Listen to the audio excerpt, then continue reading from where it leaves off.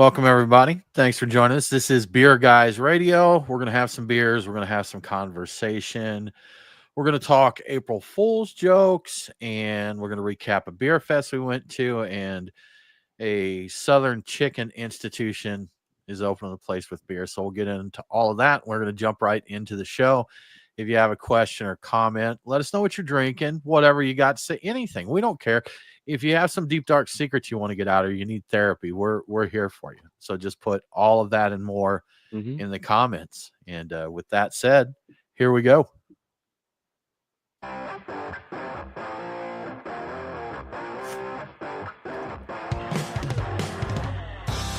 Welcome, everybody, to the Beer Guys Radio Show. Thanks so much for joining us, hanging out, having a couple of beers, and some conversation. We're going to have a good time with it this week. I am Tim Dennis. Brian Hewitt, how's it going? Not too bad. Not too bad. How you doing? I'm good. I was just looking at my camera. Y'all give me a sec. I feel too big. You are a little big in the camera. big. I just realized. Yeah.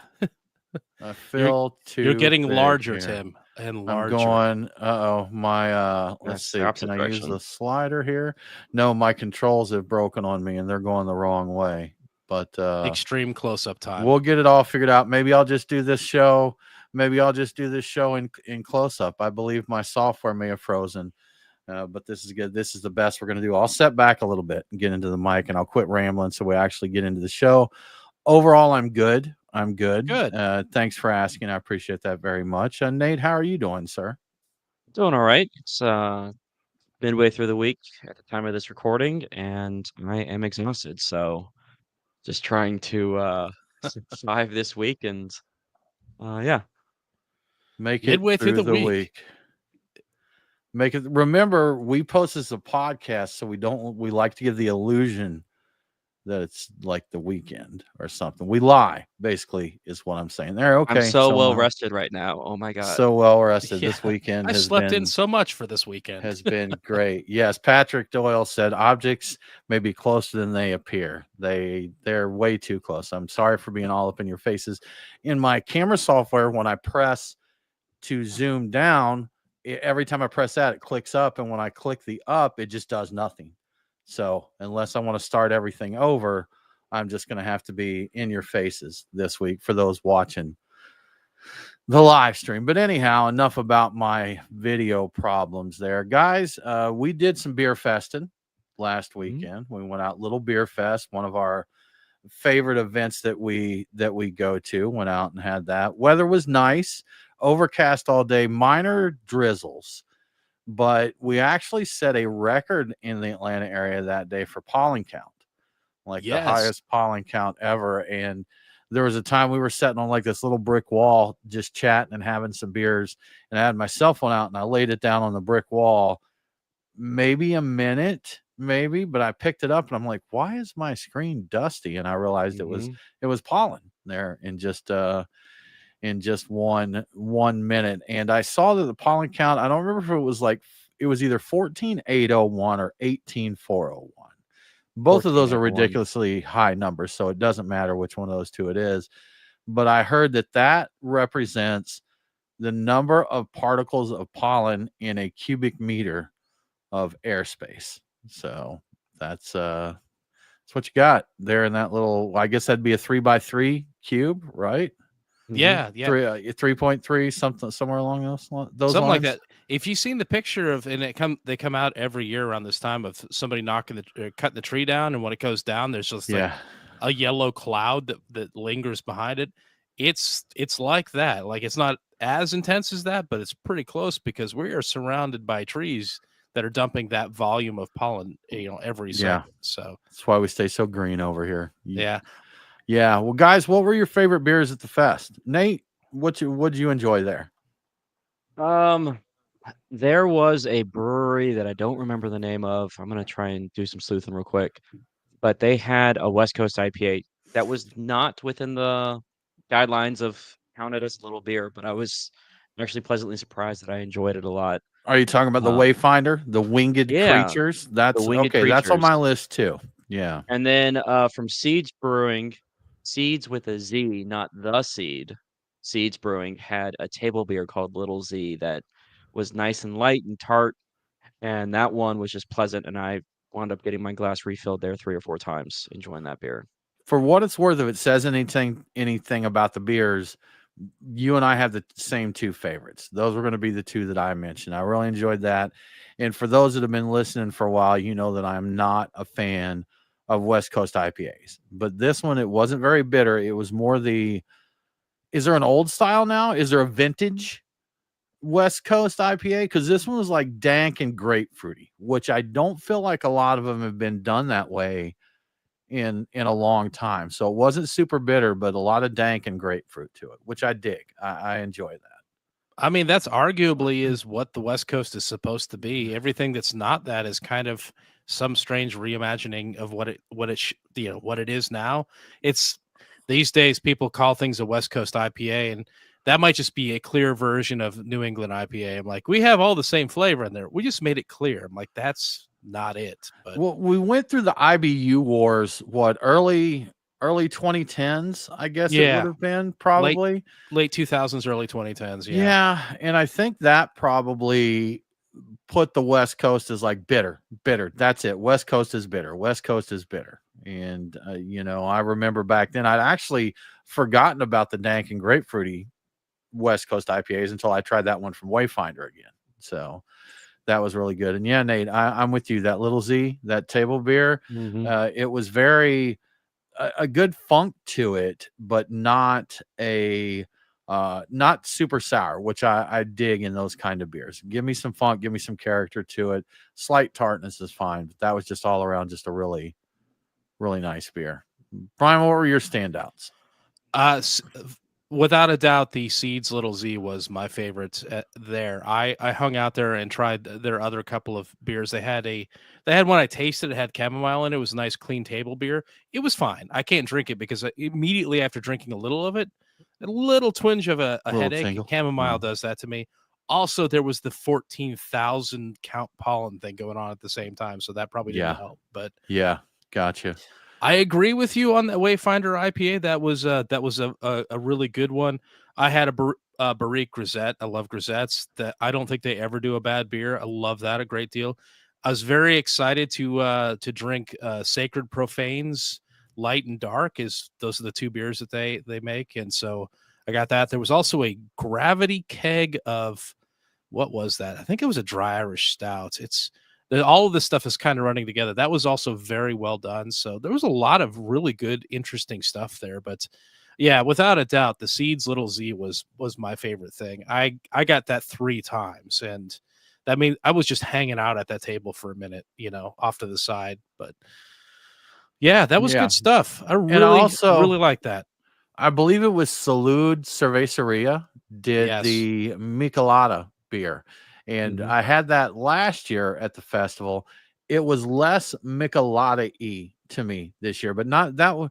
For me, I could have definitely taken some more Michelada notes in there, but I think it did better as shining as a beer with Michelada, as a Michelada beer rather than a true Michelada. I think the way they did it this year. Did you get it with the candy? Because there was a little like rainbow strip of candy, I think, that came with it. No, I missed the candy, man. I didn't see that. But you know what? We've got some chatter here on the IPAs, and that's Tyler says he thought grapefruit came along later in the IPA evolution. And Patrick says 2000s West Coast were like resinous pine trees from his recollection. So yeah, that's what I'm thinking. And I think Nate, I'm having to read Nate's text here but to chime in for Nate, he said he remembers like grapefruit sculpin coming around 2017. So that would have been post IBU wars, or maybe the tail end or middle of there, somewhere in that range. That was the hotness. That was just before things went hazy, and there was still a right. People right were looking around for. Then. I don't think people knew what they were looking for, but they wanted something fruitier. And when we're talking about this, it kind of makes me think the problem beer has right now, craft beer does, is it used to be how bitter can you go, and then it was how sour can you go with the sour beers, how sour or how funky can you go, and then it became how juicy can you go. We don't have a new question. We don't have how juicy, how crispy. maybe it's how Are we in we're the how crispy stage of we life are in right the now? how crispy can you go? I think that's where we're Okay. at right now, and it's a little less exciting to the people that like the juicy stuff and one of the other extremes. So I it's extreme enjoyed drinkability. How drinkable can you go? I believe my palate had forgotten about like the dank grapefruit and that, and like Patrick said, the resinous pine, Oh yeah, for that sure. it just there because as a blanket statement, I don't care for West Coast IPA or bitter IPAs.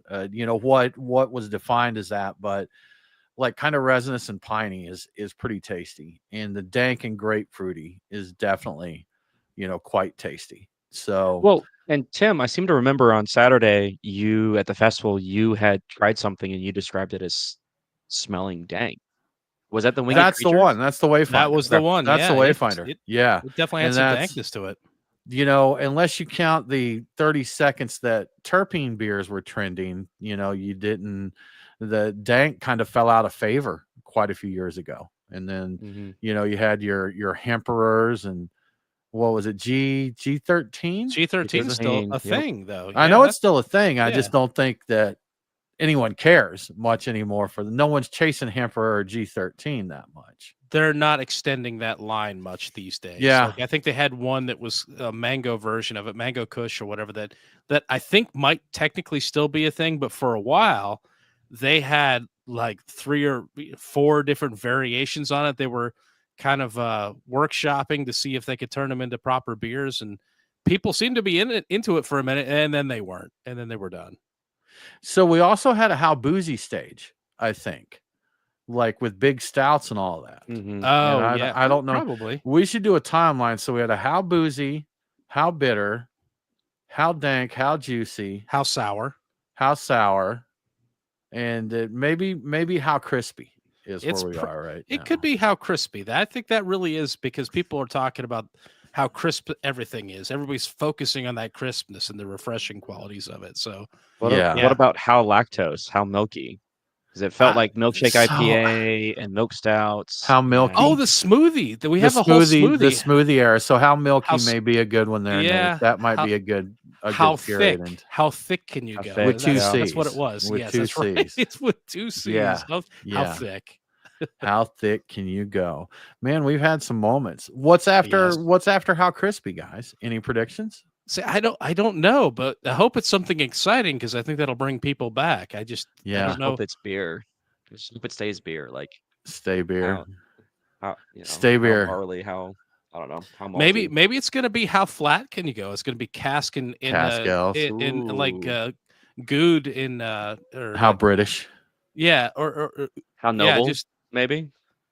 like just bags of lambic, like still lambic. Everything will be still. Like how How flat still can you can you go? go? Yeah, Tyler said it could be how expensive. So maybe how spendy, how pricey. that's a really good Yeah. point. I don't Could like be this one. trend because I can't afford to play that game. Like maybe Yeah. not the way that it might Interesting. go these days. Yeah, I didn't think about, and we're talking, maybe we're talking 2 decades here, right? roughly. Of these Yeah. different phases, probably early aughts to Hmm. today. So probably 20 years or so that we're going through here. Mid 2000s was definitely like how crazy can you go? How wild, how extreme can you go? That was the How Dogfish extreme. Head thing. It was extreme. Like, There's can some we take things to the extreme, you know? definitely some overlap in these Yeah. eras. If we go back to the 90s, how mid can you go? Because I Mm, think that was that yes. was kind of a How thing. malty can you go with How malty, everything? how Yeah. mid, how unattenuated can you go? Just so many great 90s trends there. Yeah. Yeah. Guys, we're past it, but I figured it'd be kind of fun to talk about some of the April Fool's gags. Everybody, we were talking at the day job about April Fools, and that's one of our executives said, well, does anybody, do pranks or anything? Does anybody do that? And we're all like, no. We talked about some stuff we did as kids, and it sounds, I think that's kind of it. April Fool's Day is great for kids and marketing teams. I think those Hmm. are the two groups that benefit the most from April Fool's Day. And we've seen a few. I saw one, I think it may have been a bit older one, but it was the self-filling beer can, like the can brews its own beer and then refills itself, was one. That'd be great. And I think Nate, you mentioned one that was talking about the all foam beer. Yep. But the thing with that is, you know, a Milko pour, like that's a thing. So I'm not sure. And I've seen one in years past where people do an April Fool's joke about a beer, and I'm like, well, actually, somebody's brewed that, you know. So, were there any others that you guys saw this year or other years that stuck out to you? I was amused by how for 1 year there was everybody came out with the same gag about pickle beers, and it was like, guys, that exists. There Those are are some things, of them guys. out there. Yeah, Nobody did it those are things. this year, but Yeah. I think I did appreciate Sweetwater made an attempt on this call. They had a release of a new beer called IP Green, which was an IPA with I guess heavy on asparagus additives. So Oh boy. the aroma would be really enjoyable, I guess. That's not really the right word for it. It'd be And very Jaeger, aromatic. yeah, very aromatic. And yeah, I saw that on social media. I'm like, yeah, I can smell it already. That's wonderful. So they did good job with the art too. It was believable. If you didn't look into it, you're like, oh yeah, all right, you know, it's fine. You didn't notice it's just IP green. It's not IPA green or anything like that. So Those are the good ones when, like, a good April Fool's joke is like you fall for it. You know, it's something because a lot of times they try and do them to be just outlandish, but doing one that people are like, oh wow, you know, a little bit of shock and surprise, but believable. Those are hard to pull off. I had to read it, but All About Beer had a post that was about the change in the Great American Beer Festival, like big changes for 2025, and it didn't say what it was. So I started reading into it, and it was, yeah, they. It didn't take too long for me to figure it out, but they said that the entire festival had changed to being, because we knew everybody just wants to hang out at Bierstadt Lager House. So we're just moving it into the basement of Bierstadt Lager House. Heck yeah. And that's the whole that was the whole thing. And then the American the Great American what is it? What's the homebrew Great American festival? Beer Festival? No, Yeah. the homebrew festival that they have. Craft I think I Brewers separated or- off. Yeah. Or in NHC, Yeah. So National anyway, Homebrewers Competition. they also right. wrote that had been had been replaced by a guy wearing socks and flip flops and handing out pamphlets. So they I talked about him. replacing. I know that guy. Yeah, exactly. So they talked about replacing both of those. For a minute, I was reading that. I'm like, oh, you got me. Okay, I get what's going on here. That was a pretty good one. I'm like, you know what? That's kind of amusing. At the link at the end, it was all very serious. It was potentially, it was almost believable, and of course, the link goes to an April Fool's thing. But the other thing that I saw that I was really amused by and enjoyed watching was Jägermeister. Did you see that? The Jaeger wash. I didn't see it. No. Yeah, so they basically came out with a like a body wash that's good for everything, but as you're watching it, they start cleaning everything with it.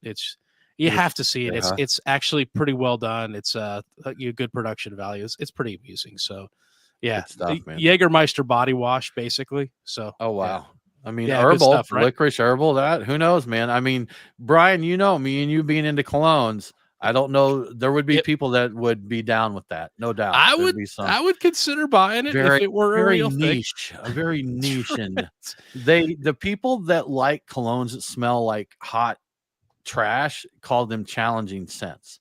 Advanced, challenging. Those are the words. Advanced and challenging. That's This what one Jägermeister would be. will definitely be advanced and challenging. I'm sure there are people that will smell it because there's so many people out there that have the story about a certain alcohol they can't drink, and even smelling it makes them a little sick.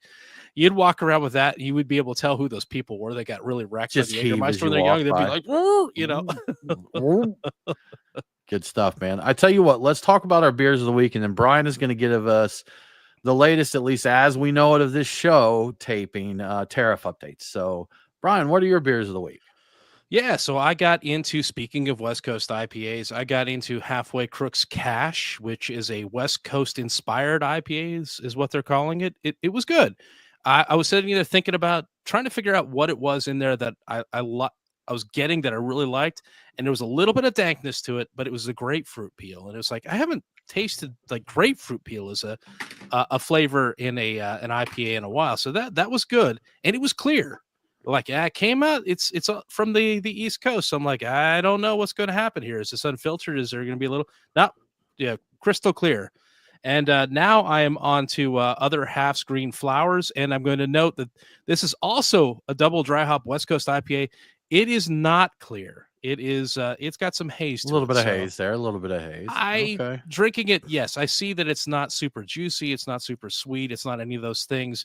It does taste West Coast IPA, but it also looks like a hazy. So it's fine. It's fine. It's not quite right, but it's fine. I like Other Half, so I'm not going to hold it against them. And after the show or later on, if I have, if I get to it, Monday night's Drafty Kilt Scotch Ale. You were talking about drinking one of those the other day, and I realized I still had one like knocking around. I'm like, I'm going to get into that. So that's what I am drinking tonight. Good stuff. Nate, what's on deck for you, sir? So I was going to run 2 beers, and then Party Nate said he was going to be out of the house, so I just dropped it down to 1 beer. So tonight I've got from Parish Brewing Company their Techno Snowman, which is a double New England IPA. This is something that is just really enjoyable. I've liked every single IPA I've ever had from Parish, so I wasn't too shocked to find out that I also enjoy this one. Yeah. Yeah, makes sense. Parrish does good work. I am sipping from Halfway Crooks their Ada, and that is an unfiltered German Pilsner. And it's fantastic. I mean, I just really enjoy their beers.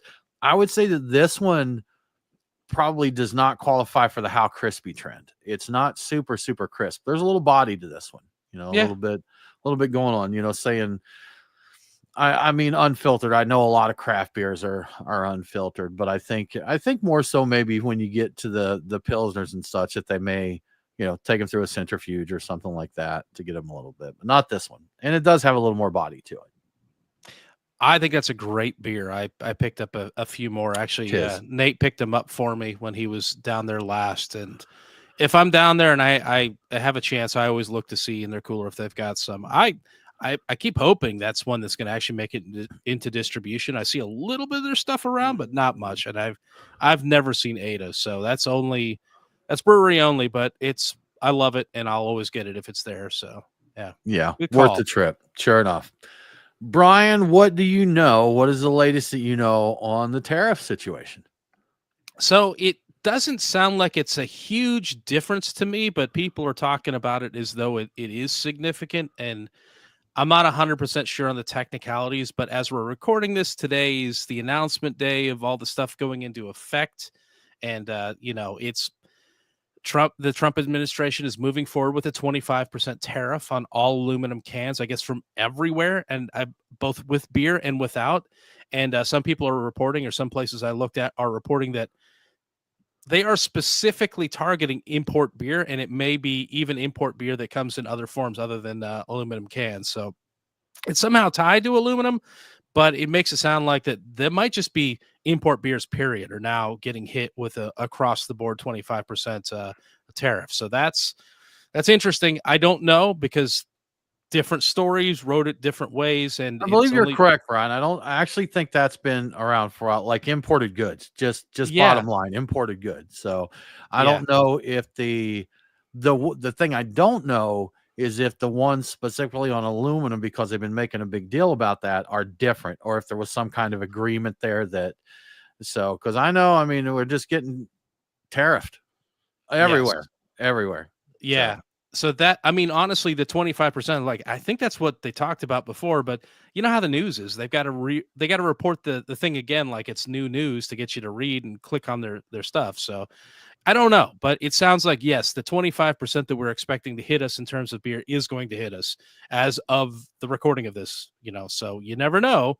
A lot of times at the last minute, things change, but Trump is also planning to sign an executive order instituting reciprocal tariffs on any country that tariffs a U.S. product. So I think the idea is, if we become aware of a tariff on our product, that would automatically place the same tariff on that product from them. I think that's the way I think I understand that to be. Again, I'm not an expert on these things, but that could affect a lot of stuff. I just don't even know. I just don't. Sorry, go ahead, Brian. I don't know how you. Yeah, I think I'm going to say what you were going to say. I don't know how you implement that. I don't know how you can be aware of it, but there are a lot of people that monitor these things. Maybe there's people that know and just keep an up to date list on all the tariffs we've gotten. just that's go not down what the I was going to list. say. Mine was going to be, I don't see how this will end well for us at all.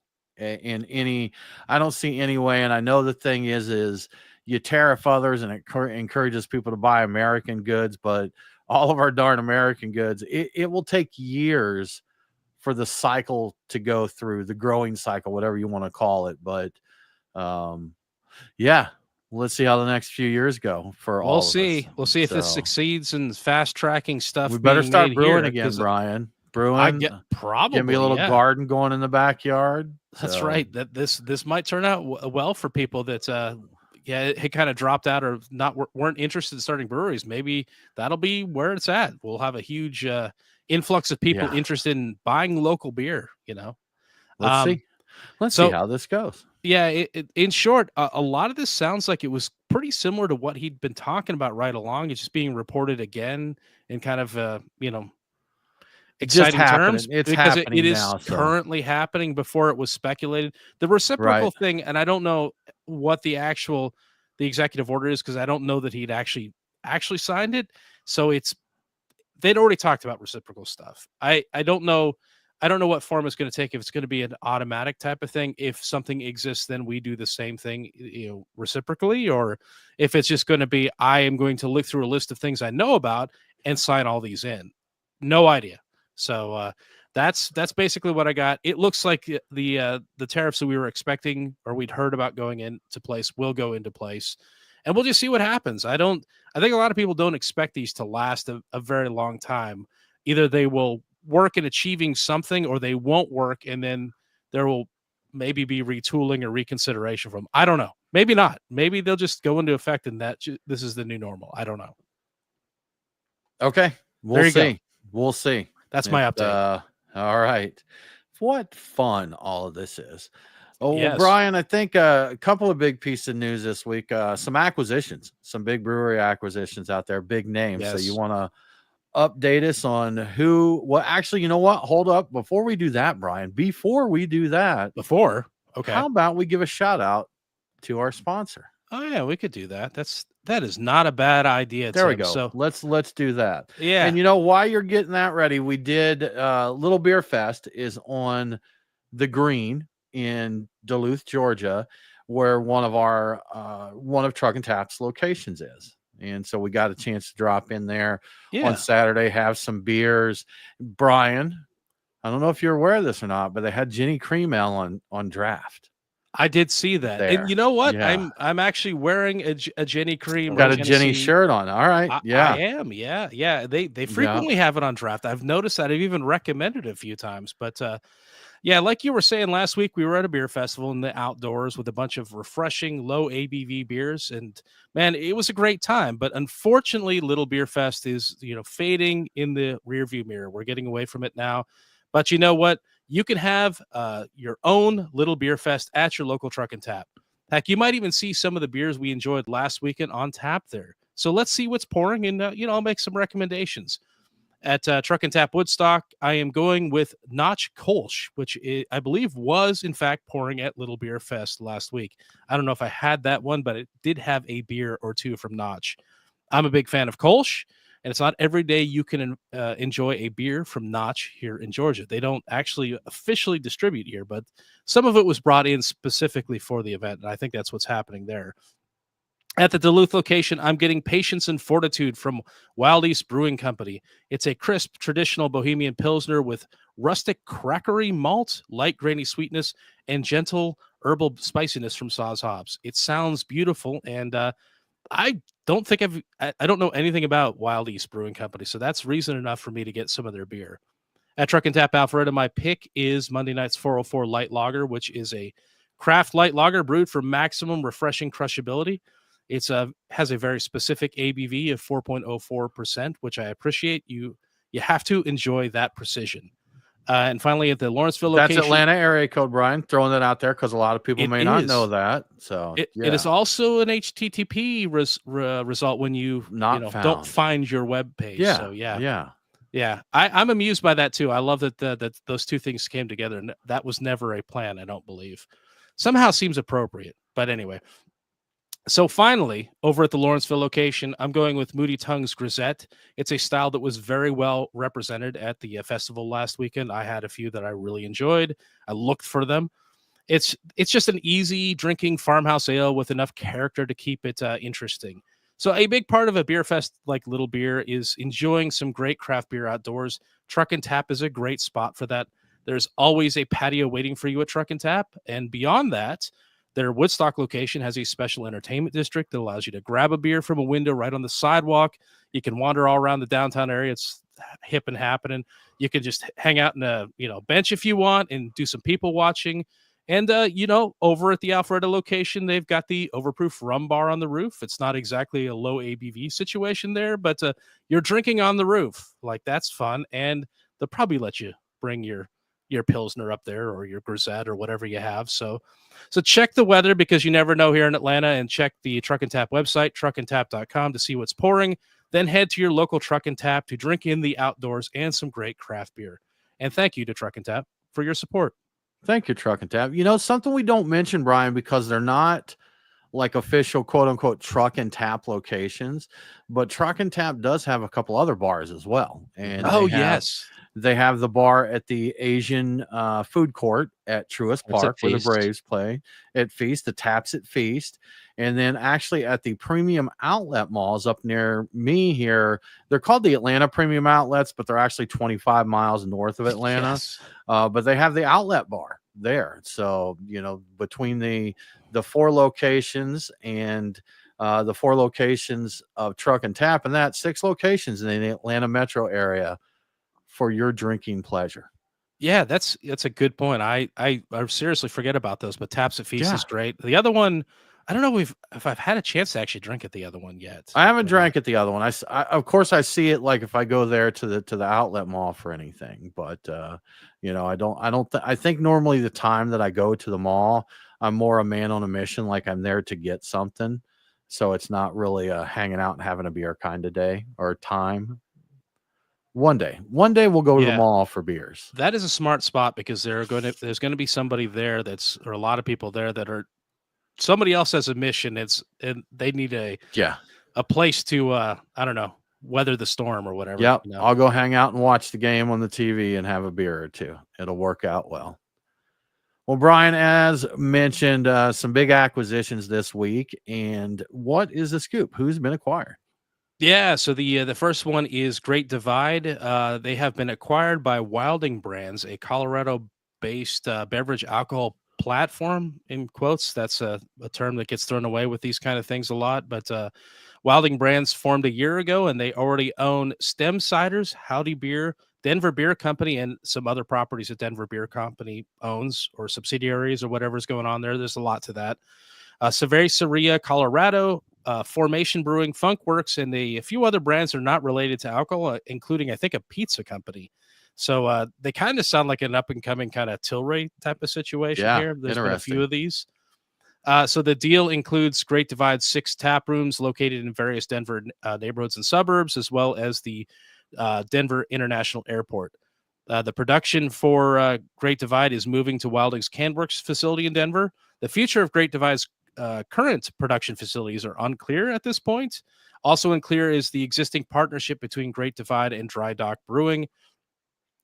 Great Divide took over production of Dry Dock's beers and RTD cocktails at some point in the past, and I believe we mentioned that partnership in a story last year about breweries teaming up to achieve greater efficiencies and cut costs, that sort of thing. So that's a really interesting thing. Like, if your partner gets bought out and you're not, like, what do you do? I mean, you're making my beer. Are you still doing it? My guess is there's going to be some sort of a transitional process, or who knows, maybe the other place will get bought out too. So the combined production of Great Divide, Denver Beer Company, and Funkworks would place them in the top 60 largest regional craft breweries in the U.S. And a big part of the sale, I think, is that Great Divide sales have been declining since their peak in 2015. So like 10 years of like pretty much declining sales, which is kind of sad, but I mean, I kind of get it. You know, they were super hot. They did the Yeti, all the Yeti variants, and that used to be the hottest thing. Like 2012, 2013, it was all about, maybe 2011. Like, oh, did you get that new Yeti? Oh, look for that Yeti. It's, and Haven't seen somehow the they, Yeti in years, Brian. yeah, somehow they just kind of disappear. I've seen a few, and I've had a few, but man, they are not nearly as exciting as they once were. When I was out, I was last out in Denver, I think 2014 or 2015, and went to the Great Divide Barrel Room. They put on an event. It was during GABF, and they put on a media event out there. And I mean, it's fantastic, huge space. I mean, just massive there with all of their barrel aged stuff. So we got to try, those kind of things are always fun. They pull beer from a barrel. They're like, hey, let's, this one's about ready to get bottled. This is Yeti, or hey, this is a Yeti that we're agent extra long on so and so, and just really put on a cool event there. So it's a bummer, man, to see these that were, the glory days are past. A lot of breweries that were really hitting heavy here locally. We've got a few that at one time they were the hottest breweries, and literally closed now. So seriously, yes. Yeah. It's hard to even believe it. Yeah, it's weird thinking about them being so tied to all the excitement when I was really getting into everything craft. Like, you felt the excitement. People talked about it. People were excited for it. People were looking for it. Yeah. They were chasing trucks, and to have them just kind of quietly being sold, it's just weird, surreal. But yeah. So go ahead. No, I was just going to kind of lead into this one. This other one, Brian, we'd kind of heard rumblings about this. Anderson Valley had been talked about being sold or considering that. Interesting, though. I think it may have been 2 years ago now that we had Anderson Valley on the show, and they were talking about how they were a family business, family owned, this and that. And so things change. Long haul. And industries change here. So what's the details on Anderson Valley? Yeah, so Anderson Valley's changed hands quite a few times over the years, but this is the second time in more than 5 years, or a little more than 5 years. The brewery had an asking price of $7.9 million, but the final sale price was not disclosed, and there's reason to believe that maybe the arrangement worked out ideally, so maybe the price wasn't quite that high just because how it worked out. But the new owner is Jason McDonnell, a wine industry entrepreneur that owns a successful winery in the area, which is part of what makes me think this might be, it worked out just right, and maybe there was some concessions on the final price. I'm just speculating here, but his plan is to attempt to replicate the success he's had with his winery and do that with the brewery, with an apparent focus on being more of an event-centric venue. He will oversee the upcoming Anderson Valley Beer Festival in May, which is something I know was a kind of a sticking point with selling the brewery. They wanted that to carry on. That's what I recall from previous articles and rumors about what was going on. He also plans to add his existing bougie sparkling wine and new sake brand to Anderson Valley's holdings or offerings, excuse me. And so I guess we're going to see Anderson Valley sake at some point in the future, which is going to be interesting. All existing Anderson Valley staff members will be retained by the new owner, and the former CEO, Kevin McGee, will assist with the transition, but I guess he's out at this point. Like that sale is done and over with, and he's just helping out. But all that together, maintaining the event, keeping all the staff members, makes me think that he may have found a perfect buyer, and maybe they didn't get the full $7.9 million, but maybe he got an acceptable, offer that made things happen. We don't know. There's no way of telling. Obviously, got an acceptable offer, right? If they made it happen there. So, kind of related, Brian. Some local news here. This is a sale from a while ago, but we're just seeing some changes now. So at Truist Park, Terrapin had a brew pub there. And if you guys remember, Terrapin was one of our show sponsors recently. Yep. And actually, right as we were coming up to renew the sponsorship is when Tilray purchased them. So it just, kind of threw a curveball into that. But there was some new branding on the brew pub lately, and it is now a Blue Moon Brewery and Grill. And I was on Facebook earlier today, and they updated all the, all the cover photos and all that. And of course, the sentiment from many people is, this is so sad. What a bummer to see Terrapin go and all this. But a little silver lining, at least in my opinion. I saw one of the ribbon cutting video that they did, and our buddy Mark Crouch was there for the ribbon cutting. So that's good. that would mean, those guys were employees of Miller Coors. So if the brewery was sold, they were still Miller employees, I guess.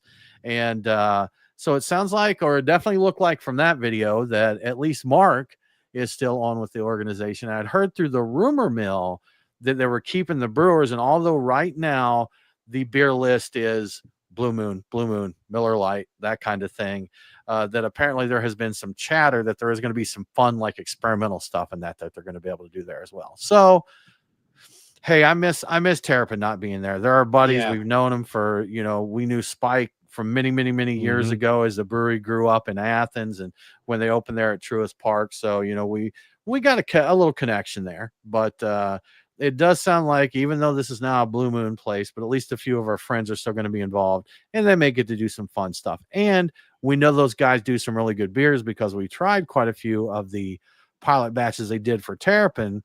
So if they have the same kind of freedoms with the Blue Moon place, they'll still have some fun stuff on tap.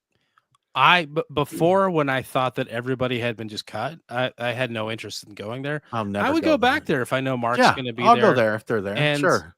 I was of the opinion, I'm like, you have a Blue Moon tap room. I'm like, how many taps do you have? Like one? Because I don't know what you need. There's Sunset Wheat too, isn't there? Isn't that a Blue Moon? So they could have two whole taps, Brian. Maybe were there variants, or am I thinking about like what's the other one? The Shock Top. Shock Top's the one that had all the variants. Oh, that had a pretzel one and everything. Yeah, I think that I don't know. Blue Moon. Yeah, I think you're right. Blue Moon had a variant or two, so maybe they have two taps. But if they're doing some other stuff there, I'll stop in. I'll like knowing the people is enough for me to go in. Otherwise, it's not. It wouldn't be an attraction for me at all. You know what? I'll be honest, man. Blue Moon's not a bad beer, and it's a great transitional beer. A lot of people have transitioned into craft by discovering something like Blue Moon. My saltiness is purely related to Terrapin having the leaf, so that's it. And of course, with Miller Coors owning the rights at Truist Park for beverages, for alcoholic beverages there, it just, they weren't going to stick around. And sure enough, Blue Moon Brewery and Grill, Truist Park. So there, for the baseball fans that do a little traveling for games this year, if you're a Blue Moon fan, great news for you, because now they have a brew pub at Truist Park. Well, there are still plenty of fans out there. Sure, man. It does still sell really well. So it's, to be honest with the general public at a baseball stadium, Blue Moon is probably going to be more recognizable and exciting to the average person visiting the ballpark. So there will probably be plenty of people that will be excited to see their favorite beer has a brew pub at Truist Park. So, hey, as long as their buddies are there. Now, look, Miller Coors, if any of our friends leave, you cut any of our friends, we're done with you. Yeah. You can take that. You don't want that from the beer guys. That's right. You don't want our boycott. You don't need that karma. You want that on your conscience? So I'll have to hit up Mark. I have to get in touch with Mark and see what's going on, see if we can go visit him and kind of get an idea of what's happening. See if he's going to dry hop any wit beers. Some Blue Moon variants there. Exactly. See what they can do. Have fun with it. Well, Brian, this kind of sounds like it could have been part of an April Fool's joke, but it looks like it's not. That a man has invented a self-cooling beer can. Yeah, I believe that the article was on Newsweek and it dropped a day or two before April Fool's. So I believe this is legitimate. Man, I really hope it is. But according to Newsweek, James Weiss, a 31-year-old former bartender and self-taught inventor, has developed what he claims is the world's first commercially viable self-cooling can.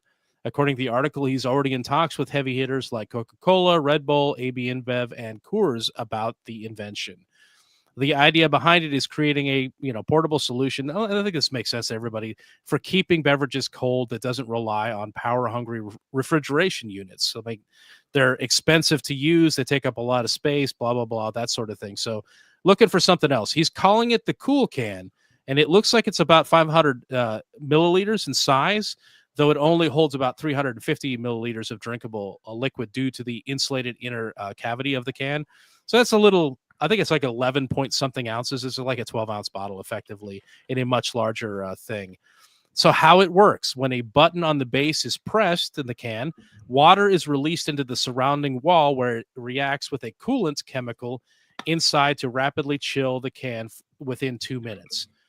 So there have been previous attempts at something like this. Back in the 2010s, there was Chill Can. Maybe you heard about that. They tried and failed to create a similar device using pressurized carbon dioxide. This is different. The Cool Can is a simpler and cheaper solution. It's estimated to only like add a few cents to the price of a drink, though I don't know. That seems like maybe that's exaggerating it a bit, but it avoids the use of polluting gases as well, which is part of the focus of it. It'll probably be a while before you actually see these Cool Cans on shelves because the Vice is and that's the inventor, is still finalizing his partnerships with drink manufacturers, and he's planning some regional pilot programs. But I also have to wonder, as this will be an aluminum can, we've got tariffs. I don't know how that's going to affect the future of this invention, this innovation. It's going to be tariffed. I wonder if people will have to license it and then produce it in the U.S. to actually use it, because otherwise, are you going to import it from? Maybe that's what'll happen. He'll license it and it'll be made in different countries, and it'll be made here if it works out. But it'll be interesting to see. I mean, why not? Neat. I like there's like for first aid kits, you can get an instant cold pack, instant heat pack, all that stuff. There's this, so, and I think pretty much all of it is just a chemical mixture kind of thing. This gets that, and when you put this on this, it gets cold. When you put this on this, it gets hot. When you put this on this, it catches fire. So don't do that. So those kind of things. But they have meals that you can get that they cook themselves. Basically, it's got a little heat pack on there, and I don't think they get like boiling hot, but it warms it up. So if you're out camping somewhere and you're stuck out and it's cold and you don't have any way to get a hot meal, you can get at least a lukewarm meal in you there. So, the technology seems like it would be good. I have a self-heating coffee mug. Now, mine requires recharging to do that because I like my coffee to stay at about like 210 degrees at all times. Oh, yeah, so, you like it hot. I do like hot coffee. If I take the first sip and physically burn myself, I'm like, that's perfect. That's perfect. So. They do say the ideal drinking temperature for coffee is about 145 to 150 degrees, I believe. Okay. Which is a lot cooler than what you like, but that's about where I start liking it. Anything beyond that, the heat overwhelms my ability to perceive the flavor. But if you like burning yourself, and you do have a history of burning yourself for recreational purposes or whatever, I don't even know, then yeah, that's fine. Now, you talk me burning myself, Brian. Who in this group, how many of us in the group have set my garage on fire? That's a fair point. I don't know. I have not been there the entire time you've been there, so I don't know what you've done. I've not been there, but I'm going to tell the story next week. I'll tell you what was involved. Tea lights, a terracotta coffee pot, and a piece of fried chicken. Oh, you've talked about this, yeah. So there we go. That's magic right there. There we go. The secret recipe. The secret recipe. Brian's terracotta chicken. That's right. Don't give it away.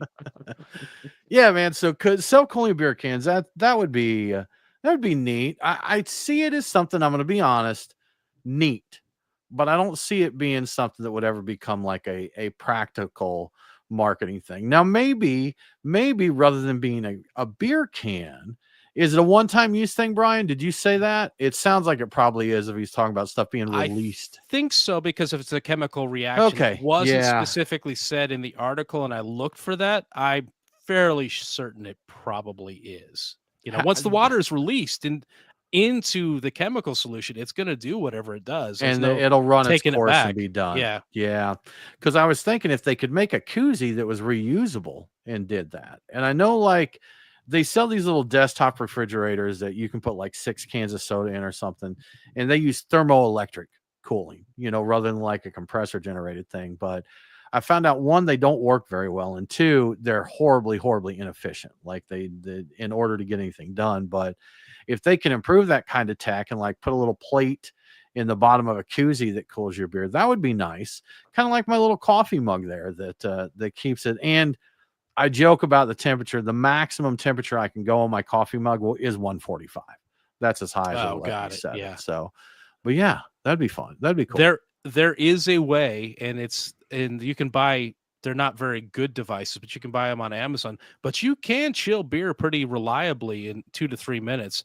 They have ones that actually attach to the bottom of it, and you spin it in like a cylinder of ice. And if you do that with a beer, you can actually lay beer down in ice, and if you rotate it yourself over the course of about 3 minutes, if you can handle it, it will get cold. You can actually have 2 or 3 minutes. You can have a cold beer if you are willing to manually turn the beer over ice. You don't even need water. I don't think manually, Brian. Didn't we have a little doohickey at the studio for a while that you could put a single can in, and it actually had rollers that would rotate it? Or did we just look at it on Amazon? I know it's available, but did we never get one on Amazon? I've had a wine chiller before that the motor in it broke, but that was effective. If you put ice and anything in that, and all it did has a circulating just spins in there, it just moved the water around it. It'll chill it. But I have personally put in like an oblong tray. I put ice in it after seeing somebody do this with an Amazon thing. It worked much faster, but I'm like, let me put a timer on and I'll do this for 4 or 5 minutes manually and see. I chilled a beer in 4 or 5 minutes to a very acceptable drinking temperature. I'm like, there's so many tricks on this is easy. This can be done. Even a cave Brian can do it. That's right. Even a cave Brian can get this done. So many tricks, like the wet paper towel thing and all of that. Put a wet paper towel around it and put it in the freezer, things like that. That's pretty effective too. Yeah. That works. I have some for my cooler. I've got these ice packs that I've got some that are like hard plastic, and then I have others that kind of look like little thin sheets, like cubes, but they're flatter and they're kind of pseudo flexible.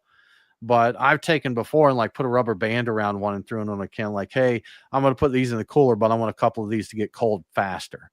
So I make sure that little wraparound thing is full contact with the beer can. And I don't think it does it. If you just set them there, I don't think I get it in like 4 minutes or that, but 10 or 15 minutes, I'll have a cold beer doing it like that. Yeah, if you could keep the beer from foaming up, you could put it in a giant ice shaker like they shake the cocktails to chill them. But that's not going to work, Brian. Yeah, it's all about the motion. If you can actually get cold liquid to pass around the outside of a can, you can get something chilled really fast. So chilling. I'm surprised that spinning a can didn't cause it to explode, but apparently spinning is not as bad as I think it's low speed spinning though. I don't think you do it like power drill speeds. So. And I'm not even sure that would do a thing if it's, once you get the motion going. I don't know. I don't know my science that well, Brian.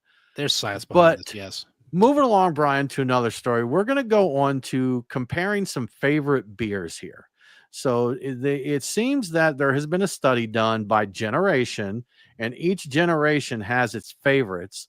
What do we know, Brian? I'm a Gen Xer. You're a Gen Xer, right? I am. Yeah, Nate, I'm on the tail end of Gen X. What generation do you fall in? I'm a millennial. You are a millennial. Okay, so let's find out what our favorite beers are. I'm curious to find out what mine is. Yeah, so according to YouGov, they put it all together, and here are some interesting observations I have. There's top 10 for each of the generations.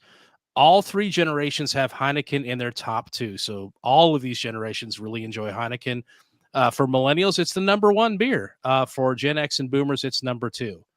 Gen X and Boomers agree on the top 3, Guinness, Heineken, and Corona in that order. So Gen X and Boomers are all about their Guinness first, and then they drink their Heineken, and then they get into Corona. I think that covers all the seasons, honestly. Corona is the 3rd place beer for all 3 generations, which I thought was very interesting. I love data like this. It's just that kind of thing just floats my boat. Guinness, Miller, and Stella Artois are in the top 10 for all 3 generations. I have to say the survey may not be valid because they included White Claw in their rankings, and White Claw is not a beer. And if you say so, I will fight you over it. But that is number 6 for millennials. That's why millennials are they have problems. Boomers have the most unique beers in their top 10. They are the only ones who rank Coors Michelob Light, which I didn't even know was still being made, and Dos Equis in their top 10. Nobody else has those. Budweiser only appears in the millennial top 10, which is interesting. And Blue Moon, which we were talking about earlier, only appears in the Gen X top 10, and Blue Moon is number 9. So interestingly, number 9 is the location of all of the unique beers across all the generations. So millennials, their number 9 is Budweiser. Gen X, their number 9 is Blue Moon. And Boomers, their number 9 is Dos Equis. None of those are shared by any of the other generations. So pretty interesting little chart of data that I put together there that I actually stole from what was it, Visual Capitalist or something like that? I don't even remember where I got that from. You didn't link it. We'll fix that. We'll making sure to mention where we got this data from. But I think it's interesting, Brian, that for millennials, it's Budweiser, not Bud Light. It is Budweiser. Nope, it's heavy. Bud Heavy, as us Gen Xers call it. Exactly. Boomers have both Miller and Miller Lite listed in their top 10. So they are very, very into their Millers. So that's interesting. And boomers are the only ones that have Coors listed. Everybody else is like, Coors, what are you talking about? So the silver bullet ends with the people with the silver hair, basically. So I could be wrong, but I think a lot of like the Mick Light, Miller Lights, and all like the big macro light beers, I think those came out like on when Gen X was kids. Basically, yes. So it would have been boomer. They definitely would have been the boomer beers there. So I did think it was interesting that Corona Extra, and Corona Lights are all in the top 10 for millennials. I'm like, you guys, you don't need all three of them. And White Claw. We're very embarrassed for you, Nate. We're very embarrassed for your generation. I don't claim that as part of my generation. Okay, fair enough. And all of those are ahead of Guinness. All of those are ahead of Guinness. Well, disgusting. White Claw beat Guinness in best beer competition. What is going on in this world? Terrible. Guinness is slipping. They need to put tariffs on millennials. That's right. They do. Yeah. Well, guys, that's going to wrap it up for our show this week. Thank you so much for coming here and hanging out with us and enjoying the program, hopefully. If you did, tell a friend. Tell them to tune in. Check us out. Share the show on your social. Tell them what story you liked or something they should check out. If you really, really love us, we would love if you would go to patreon.com/beerguys and support the show. We'll send you some cool swag out there. We'll get you on our Discord server where we chat about beer and chicken and all kinds of stuff. And you can come hang out with us for the after party after the show each week. With that said, we hope that everyone has a fantastic week. And don't forget to drink local. Cheers.